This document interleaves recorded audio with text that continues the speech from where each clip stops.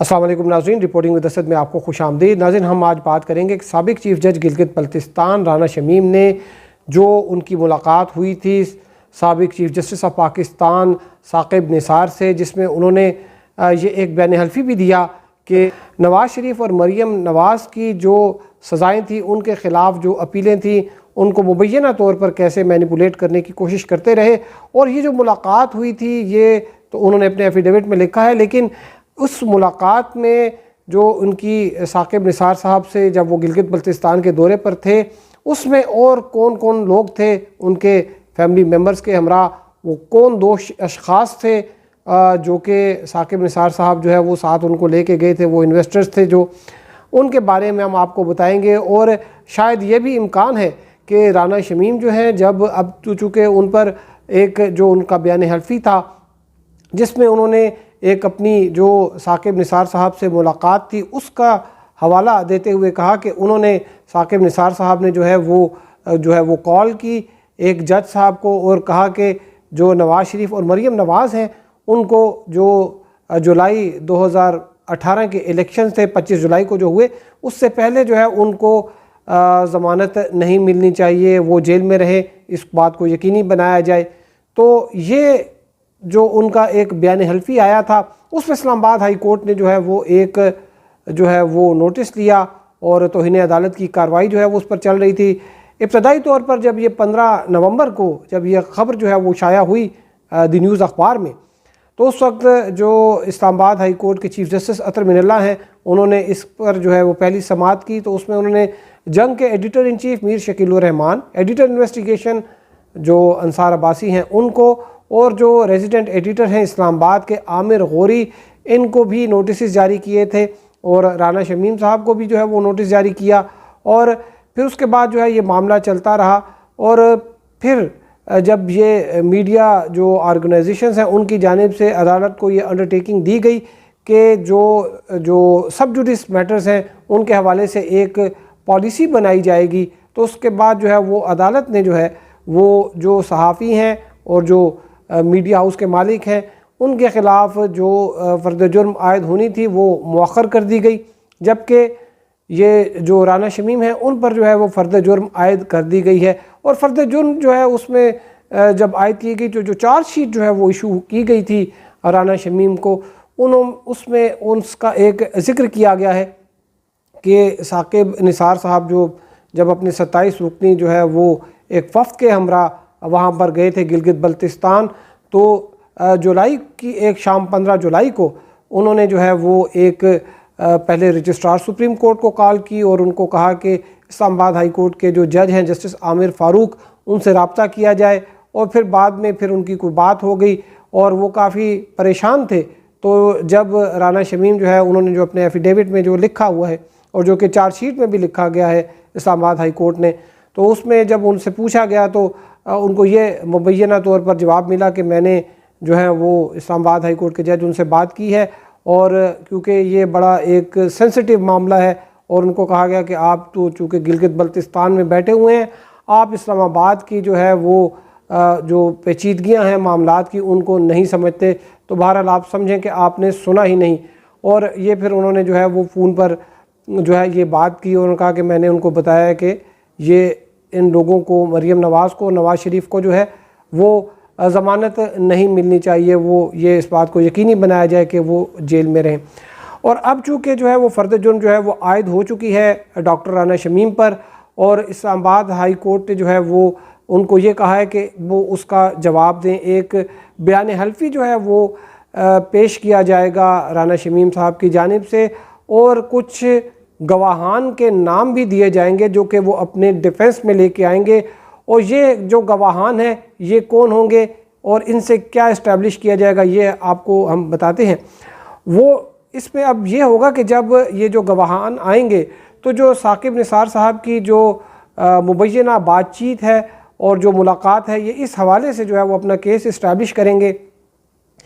اب جو رانا شمیم ہیں ان کے پاس دو چیزیں ہیں، یا تو وہ اس واقعے کی آڈیو ویژول ریکارڈنگ جس میں وہ یہ کہتے ہوں، یہ ثاقب نثار صاحب بات کر رہے ہوں کہ ہاں جی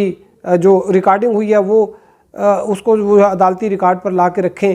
یا تو اس طرح سے ہو سکتا ہے کہ وہ اپنی بے گناہی ثابت کریں، کہیں کہ جی یہ بات ہوئی تھی، یا دوسری چیز یہ ہے کہ وہ سرکمسٹینشل جو ایویڈنس ہیں، جو اس وقت جو حالات و واقعات تھے اور جو اس کے عینی شاہدین تھے، یا کوئی اس قسم کی کوئی میٹیریل ہے، وہ عدالت میں پیش کریں جس سے یہ ثابت ہو کہ واقعی اس دن جو ہے ان کی کوئی ملاقات ہوئی تھی اور اس وقت وہ بیٹھے ہوئے تھے۔ تو اس میں یہ جو افراد ہیں جو کہ وہاں پر ثاقب نثار صاحب کے ساتھ گئے تھے، عین ممکن ہے کہ ان کو بھی جو ہے وہ گواہ بنا دیا جائے۔ اب یہ دو افراد تھے، یہ کون تھے اور یہ کس لیے گئے تھے؟ ایک فیملی وزٹ تھا جو کہ بظاہر ایک فیملی وزٹ تھا، ایک ان کے اہل خانہ تھے جس میں ثاقب نثار صاحب کے اہلیہ تھیں، بچے تھے، ان کے داماد تھے، پھر جو ان کے نواسیاں پوتے پوتیاں بھی تھے اس وزٹ میں۔ تو ساتھ میں یہ جو دو لوگ تھے یہ کون تھے اور یہ کیوں گئے تھے؟ یہ ایک بہت بڑا جو ہے یہ سوال ہے، لیکن اس کا بھی جواب آپ کو ابھی میں دے رہا ہوں۔ اور وہ جواب یہ ہے کہ اس میں جو دو لوگ تھے ان میں ایک کامران لاشاری صاحب کے بھائی تھے، زریش لاشاری صاحب، اور ساتھ میں ایک انویسٹر تھے، ضیاء ان کا نام تھا۔ یہ دو افراد تھے جو کہ یہاں پر آئے تھے، اور اصل میں یہ جو وزٹ تھا اس کے بارے میں بھی کہا جاتا ہے کہ یہ وزٹ جو ہے یہ ایک کاروباری نوعیت کا تھا، کیونکہ یہاں پر یہ جو لاشاری صاحب اور جو یہ دوسرے ایک ضیاء صاحب تھے، یہ آئے تھے، انہوں نے ایک ہوٹل جو ہے وہ عطاباد جھیل کے کنارے پر بنانا تھا، اور پھر وہ جو ہے وہ ہوٹل بن گیا لکسس ہوٹل، اس کا نام ہے لکسس ہنزا ہوٹل، اور یہ وہاں کا مہنگا ترین جو ہے یہ ہوٹل ہے۔ یہاں پر ایک رات کا کرایہ 70 سے 90 ہزار ہے سیزنز میں، آج کل بھی جو ہے آف سیزن میں بھی جو ہے وہ 40 ہزار سے کم کا، 45 ہزار سے کم کا یہاں پر ایک کمرہ نہیں ملتا۔ تو یہ جب وہ لوگ آئے تھے تو انہوں نے یہاں پر جو ہے اس سائٹ کا بھی وزٹ کیا، اور یہ ٹھہرے جو تھے وہ ان کو ٹھہرایا تھا جو اس وقت چیف جج تھے گلگت بلتستان رانا شمیم، انہوں نے وہاں پر ان کو جو گیسٹ ہاؤسز ہیں وہاں پر ان کو جو ہے وہ جو آفیشیل ریسٹ ہاؤسز ہیں، یہ 2 منزلہ جو ہیں یہ گھر ہیں جن کو ریسٹ ہاؤسز یا گیسٹ ہاؤسز کہا جاتا ہے، اور اس میں کوئی 5-6 جو ہیں وہ بیڈ رومز بھی ہیں ایک اس میں۔ تو یہ مختلف فیملیز کو دیے گئے تھے، یہ وہاں پر 7-8 جو ہیں یہ ایک سپریم کورٹ کے جو ہے اندر ہی بنے ہوئے ہیں، تو یہاں سے جو ججز صاحبان جاتے ہیں جب، تو ان کو وہاں پر ہی قیام و طعام جو ہے وہ کرایا جاتا ہے۔ تو وہ جو انویسٹرز وغیرہ تھے وہ بھی اس وقت وہاں پر ہی تھے، اور یہ جو لوگ گئے تھے انہوں نے پھر وہاں پر وہ جگہ دیکھی اور وہاں پر جو ہے وہ زمین خریدی، اور پھر وہاں پر جو ہے ایک بڑا لگژری قسم کا جو ہے وہ ہوٹل وہاں پر بنایا۔ اس میں یہ بھی جو ہے یہ چونکہ ثاقب نثار صاحب کے ساتھ گئے تھے تو ان دنوں کچھ اس قسم کے معاملات تھے جس میں کامران لاشاری صاحب جو ہیں وہ ان کے اوپر کچھ جو ہے وہ چیزیں آ رہی تھیں، لیکن ان کے خلاف کارروائی نہیں ہو رہی تھی، تو لوگ بڑے حیران تھے کہ ان کے خلاف کارروائی کیوں نہیں ہو رہی۔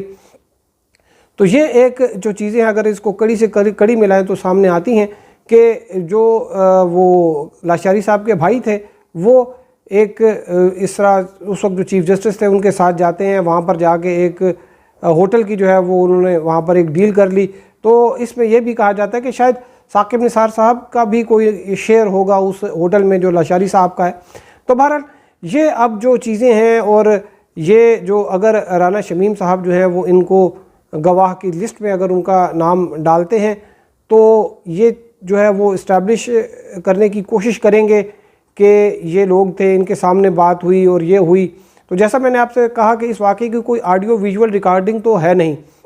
لیکن آڈیو ویژول ریکارڈنگ تو ظاہر جعفر کی بھی نہیں تھی جس میں وہ نور مقدم کو اس نے قتل کیا اور اس کا سر کاٹا، اور سرکمسٹانشل ایویڈنس جو ہے فورنزک جو رپورٹس ہیں ان کی بنیاد پر جو ہے وہ ٹرائل کورٹ نے سزا دی تھی۔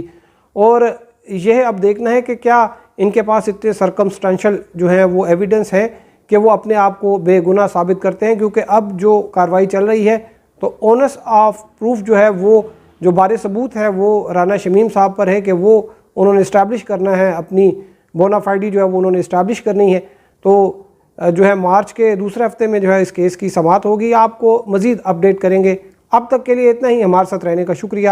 اللہ حافظ۔